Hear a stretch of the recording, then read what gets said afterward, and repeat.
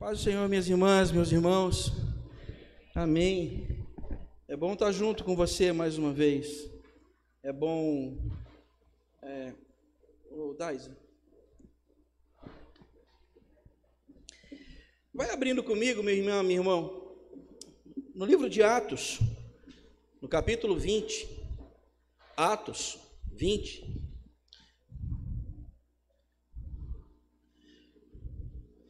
Eu quero ler com você a partir do verso 17, Atos 20, a partir do verso 17.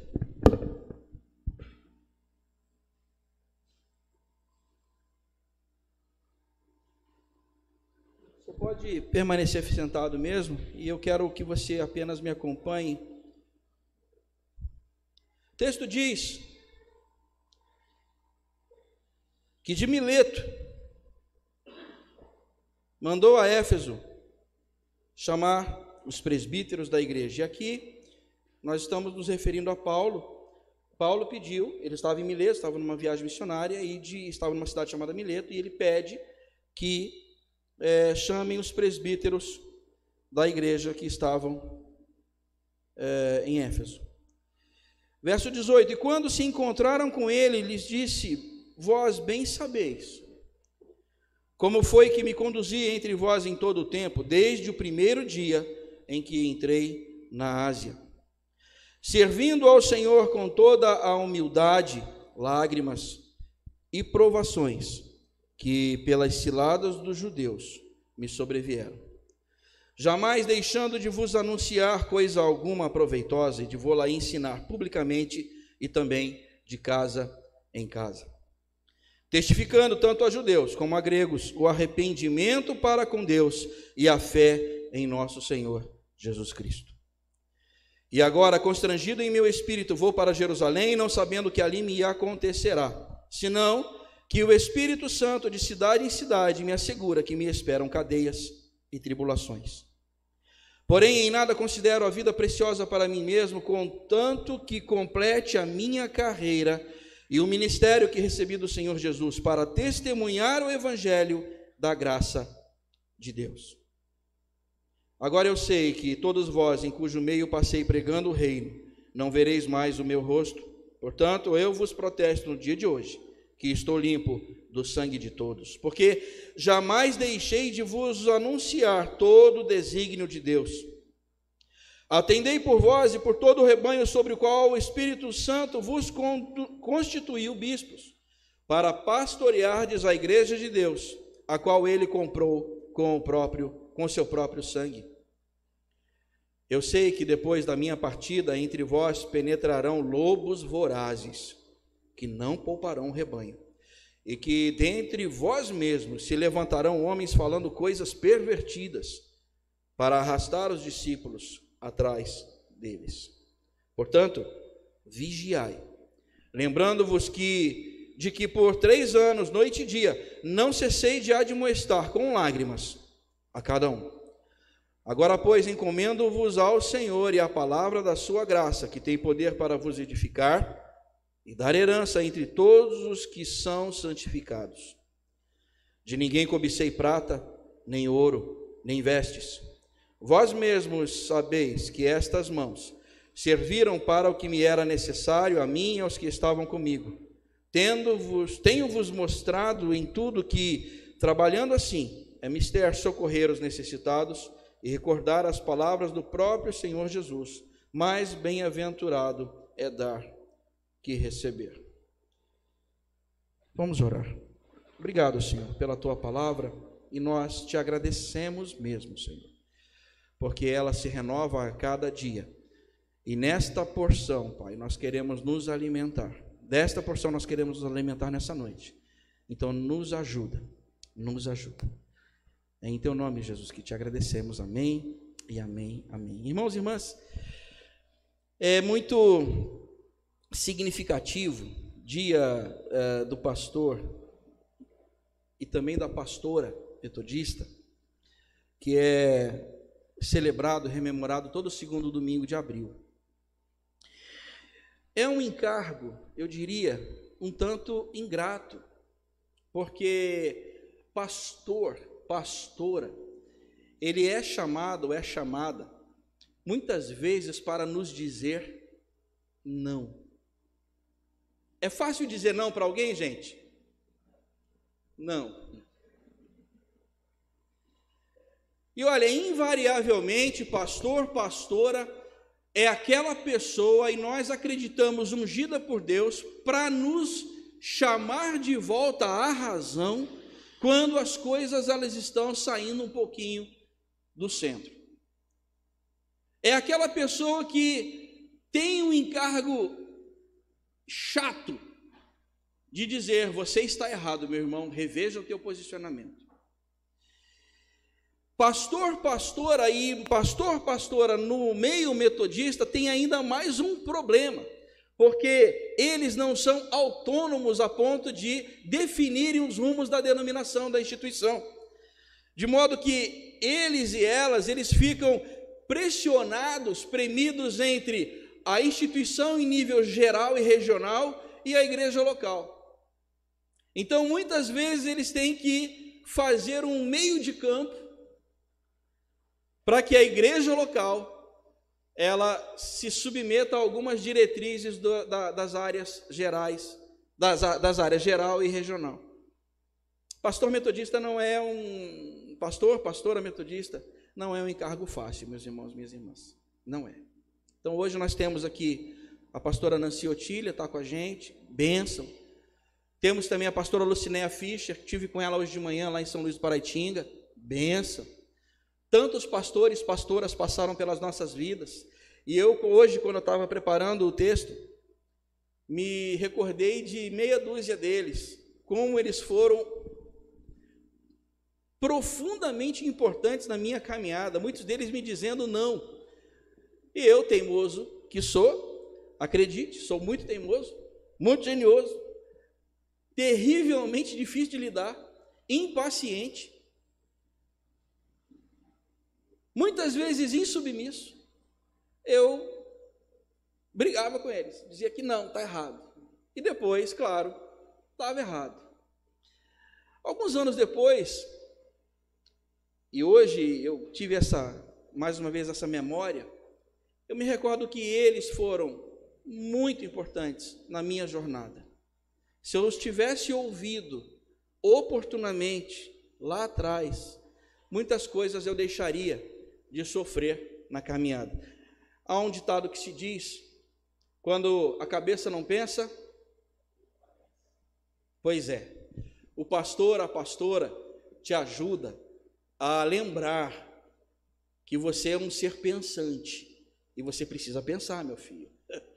Se você pensa, e quanto mais jovem você é e pensa, melhor vai ser a sua caminhada. É ou não é verdade, gente?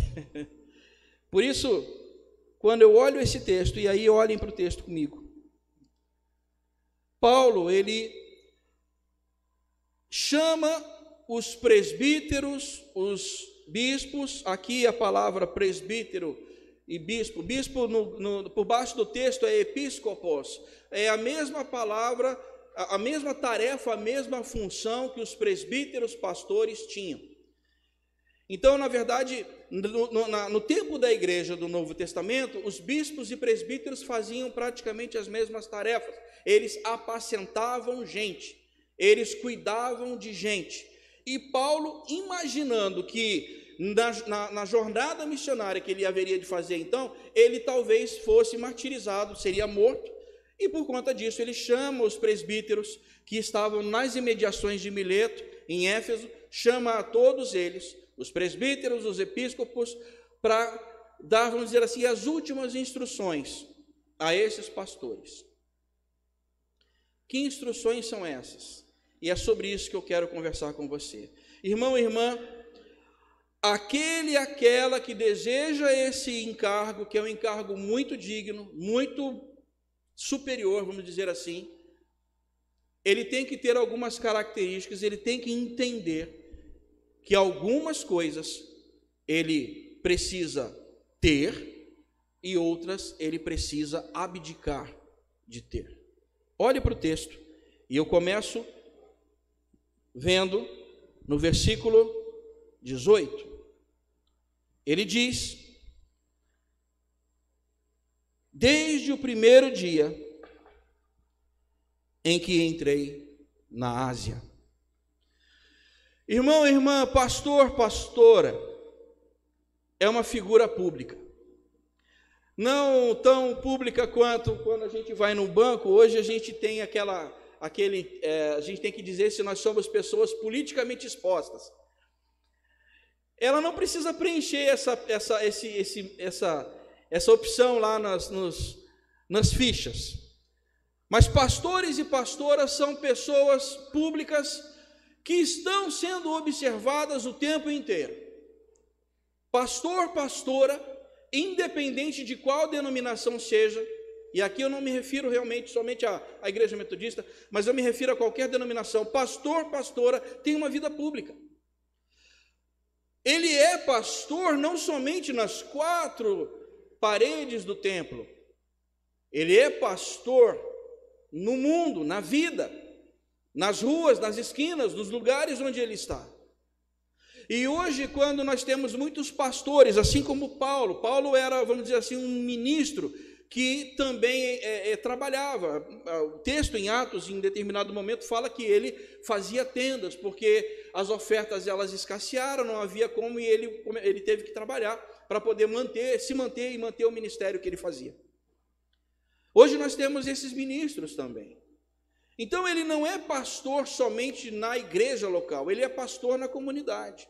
E todo pastor, toda pastora precisa ter um bom testemunho.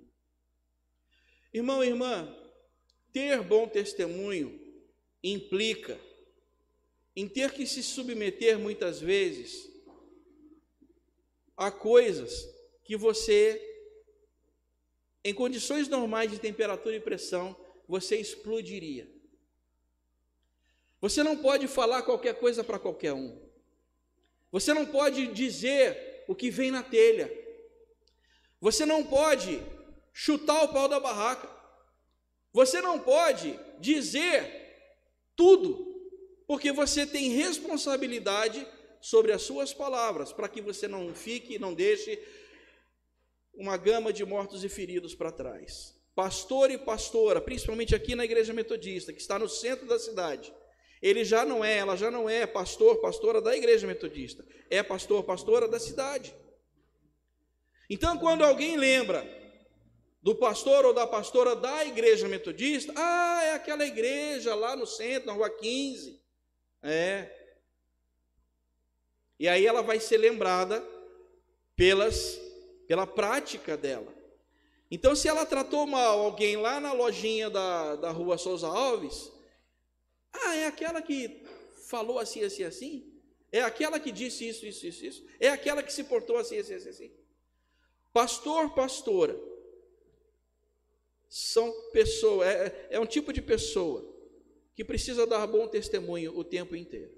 Então, se você, irmão e irmã, e você que nos assiste por esse link de internet, você acha que porque você fala em língua, você é pastor, porque você tem um dom, você é pastor, você faz isso ou faz aquilo, você é pastor, eu digo para você, antes de você achar que você foi batizado no Espírito Santo, eu quero te perguntar se você tem um bom testemunho.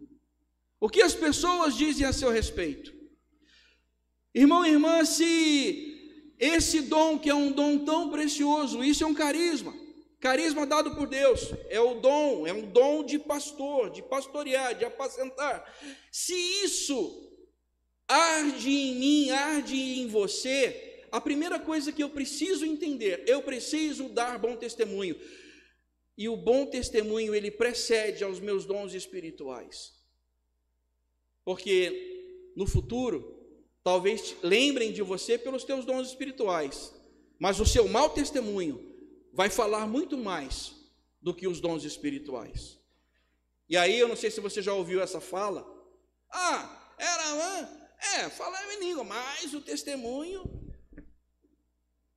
Paulo chama os presbíteros, e ele chama para si isso. Ele diz: vós bem sabeis como foi o meu comportamento, o meu procedimento, a minha caminhada, desde o primeiro dia que eu pus os pés na Ásia.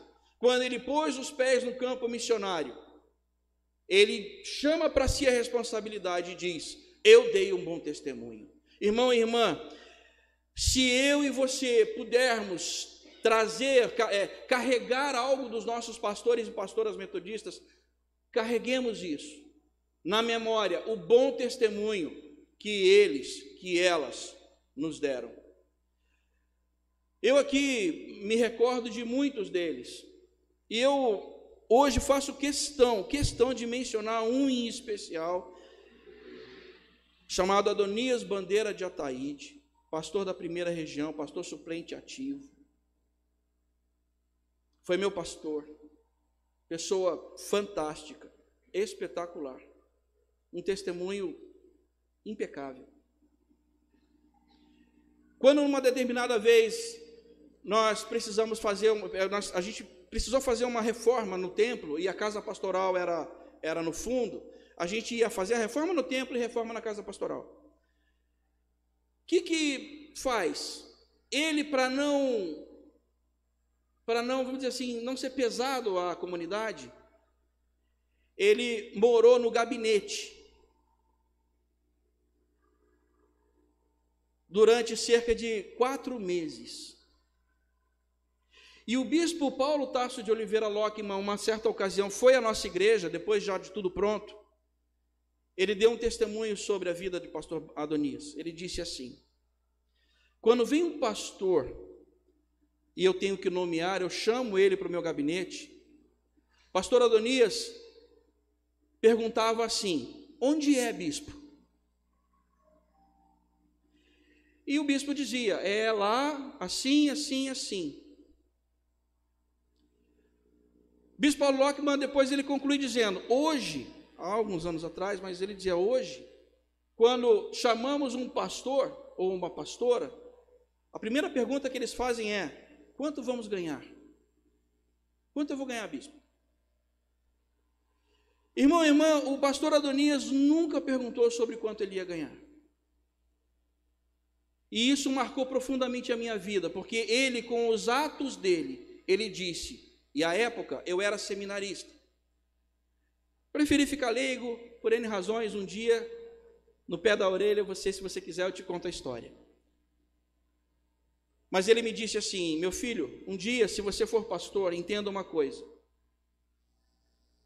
O testemunho que a gente dá, ele mexe profundamente com as pessoas, a vida das pessoas. E eu e você não podemos fazer as coisas por dinheiro. Porque se você quiser ser rico, você não vai ser pastor metodista. Procure outra coisa. Olhe o que Paulo diz no final do versículo, no final do texto, versículo 33. Olha o que ele diz: de ninguém cobicei prata, nem ouro, nem vestes.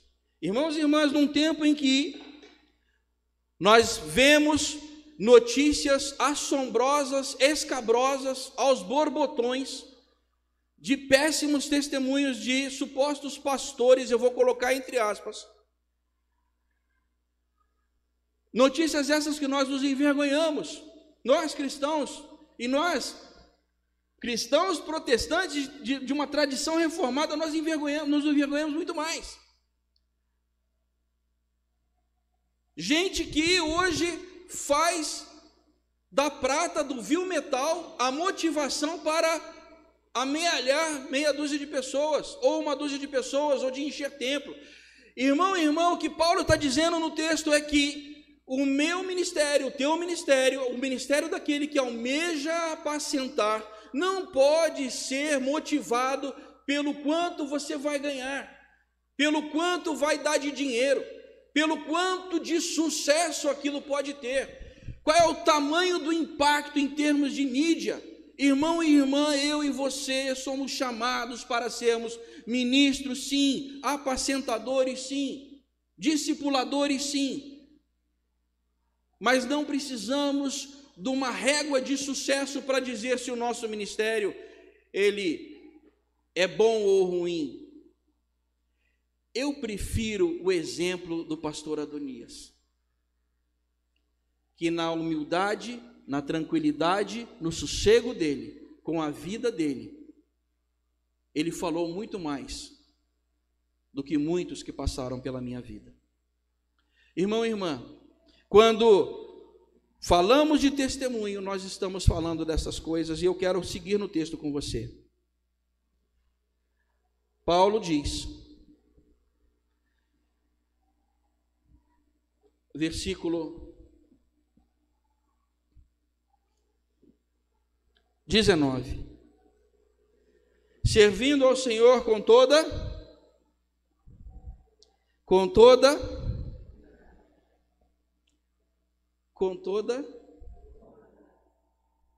pastora metodista, assim como pastores e pastoras, precisam exalar humildade. É um ministério que está aqui não para nós o servirmos. Hoje vai ganhar presente e tal, mas quem acompanha a vida de um pastor metodista, de uma pastora metodista, como eu já há muitos anos acompanhei muitos, é uma vida de doação, é uma vida de entrega e uma vida de humildade. Querido, querida, se você, e aqui eu me refiro de novo a você que está aí nos assistindo pelo link de internet, se você almeja o pastorado, aprenda a se submeter às suas lideranças. Se você almeja o pastorado, seja humilde e externe na prática essa humildade. É como em determinado momento Paulo diz, olha, eu preciso aprender e saber que o outro, ele pode me ensinar. Eu não sou superior ao outro.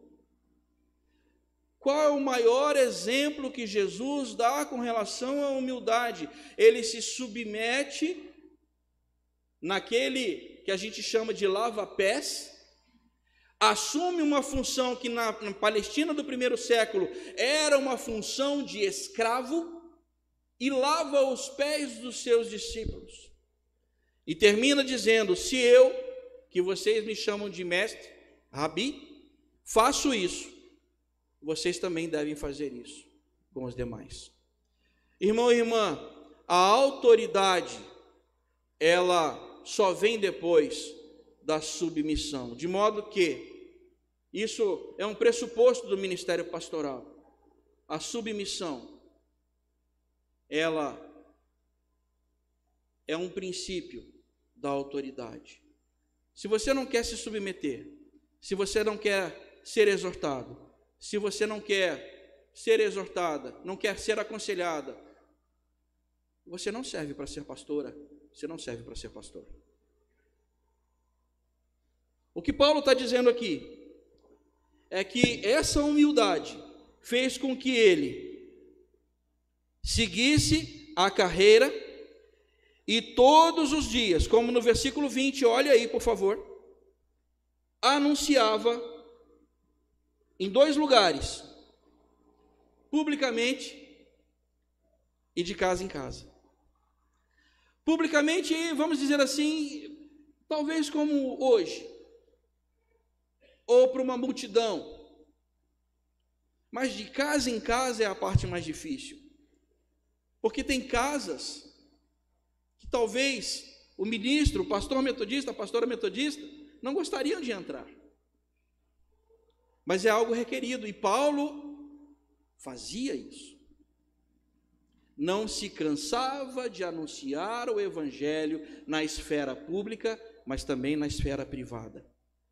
Irmão e irmã, quando nós falamos de pastores, presbíteros, episcopos, nós estamos falando de gente que ama tanto ovelha, que é capaz de entrar nas casas mais humildes, nas vielas, nos becos, e não somente nos lugares, vamos dizer assim, mais bonitos de se visitar. Pastores e pastoras metodistas, como eu conheci muitos, são capazes, ou eu vi alguns pastores serem capazes de entrar em lugares que eu confesso a vocês, eu tinha pavor de sonhar em ter que ir, mas ele ia. E um deles, eu me recordo, uma vez disse para mim: meu filho, se você não crê que Deus é aquele que te guarda, eu acho que você não pode ser pastor. Você tem que pensar nisso. Porque no Rio de Janeiro, em alguns lugares, na minha Santa Cruz de origem, sinistro. Olha para o texto. Assim como o testemunho é importante, assim como a humildade é importante, eu chamo você que no versículo 29, Paulo adverte sobre a expressão lobos vorazes e também aqueles que se levantam dentro da própria comunidade falando coisas pervertidas. Pastor e pastora é aquela que aponta para aqueles que de alguma maneira possam atribular a unidade da igreja. Paulo estava muito preocupado com relação a isso.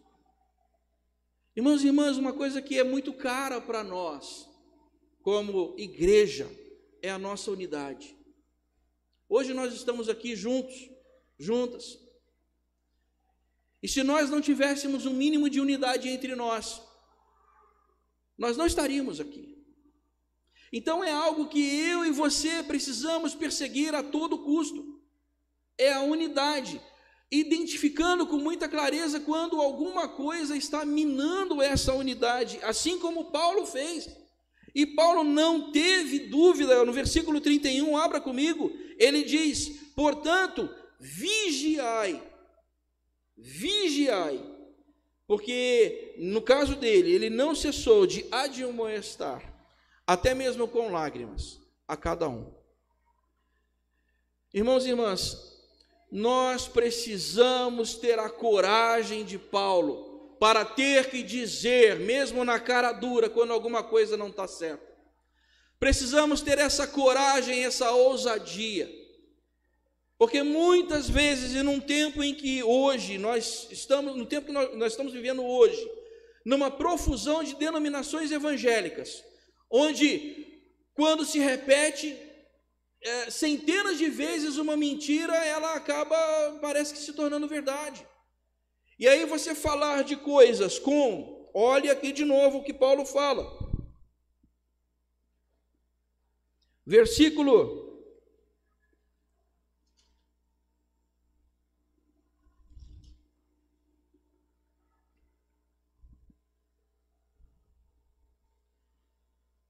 24, ele usa a expressão testemunhar o evangelho. Você sabe o que está por baixo dessa palavra? Palavra testemunho, ela é a mesma palavra que indica mártir, porque por baixo do texto a palavra testemunha é martirel, mártir. O que ele está dizendo? Olha, eu e você somos chamados a testemunhar. E o que o Senhor Jesus nos ensina a testemunhar? Arrependimento, arrependimento, arrependimento, arrependimento. Hoje é muito curioso que nós não vemos nas igrejas evangélicas falar-se sobre arrependimento, falar-se sobre negar-se a si mesmo, tomar a sua cruz e seguir a Jesus. É muito difícil, porque esse confronto esvazia a igreja. Esse confronto faz com que aí não é membro, mas é o cliente daquela denominação, não queira ficar ali. A gente precisa rever as nossas posturas com relação a isso. E aí, irmãos e irmãs, eu concluo. Abra comigo ainda, versículo 32. Há uma promessa para todos nós, para todas nós. Não somente para pastores, para pastoras. Mas a promessa é essa. A palavra de graça do Senhor, ela é poderosa para nos dar, para nos edificar e nos dar herança em santificação. Quando nós rememoramos o pastorado metodista, no dia de hoje, nós queremos lembrar a você, meu irmão metodista, minha irmã metodista, que há uma promessa para eles, para elas, mas é uma promessa também para todos nós, que somos encomendados a essa palavra de graça. Nós seremos edificados nela, nós seremos santificados nela. É esse o nosso desejo. Nós precisamos lembrar que um dos pressupostos do movimento metodista era espalhar a santidade bíblica sobre a face da terra. Como é que tem sido esse espalhar a santidade bíblica sobre a face da terra na sua vida, meu irmão, na sua vida, minha irmã? Como é que tem sido no seu lugar de trabalho, no seu lugar de vivência, de convivência? Como é que tem sido lá na fábrica, no chão da fábrica? Como é que tem sido no canteiro de obra, no consultório, na fazenda? Como é que tem sido isso, querido, querida? Todos e todas nós somos chamados a sermos apacentadores. Então, nesse dia do pastor metodista, dia da pastora metodista, a minha oração é que eu e você também atendamos a esse ministério, a esse chamado. Por que não? Porque todos e todas nós podemos ser apacentadores. Amém? Feche seus olhos, eu quero orar com você. Pai querido, nós te louvamos e te bendizemos, sim, Senhor. E colocamos diante de ti, Pai querido, as nossas fragilidades, as nossas preocupações. Colocamos diante de ti, Senhor, muitas vezes as nossas mazelas, porque em tantas ocasiões nós não conseguimos, Senhor, atender aquilo que é o teu chamado, mas hoje nós nos colocamos aqui na tua presença e te pedimos, Pai, no nome de Jesus, faz de nós apacentadores, apacentadoras, Senhor. Revigora em nós a paixão por vidas, paixão por almas, ó Senhor, para que as pastoreemos. Nos ajuda, Senhor, a caminhar com elas, nas dores delas. E nos ajuda, Pai, para que consigamos partilhar a palavra e elas sejam edificadas e santificadas, Senhor. Por isso nós te pedimos, Espírito Santo, unge-nos a partir de hoje, para que tenhamos essa consciência. E abençoa, Pai, sim, Senhor, os nossos pastores e pastoras metodistas. Sê com cada um, com cada uma, e ajuda, Senhor, naquilo que foi o teu chamado para cada um, para cada uma. Em especial aqui, Senhor, na igreja local, nós te pedimos a tua bênção e a tua unção sobre a vida da pastora Nancy, da pastora Lucinéia. Sê com elas, ó Senhor. Lembramos também, Senhor, dos pastores aposentados, pastor Cleverin, pastor Elcio. E olha, Senhor, nós te damos graças por todos e todas, ó Senhor, que passaram pelas nossas vidas em algum momento. Assim, Pai, nós queremos sim, revigora-nos e restaura-nos e ser conosco. Em nome de Jesus nós te agradecemos. Amém e amém. Que o Senhor te abençoe, meu irmão, minha irmã, e Ele seja contigo.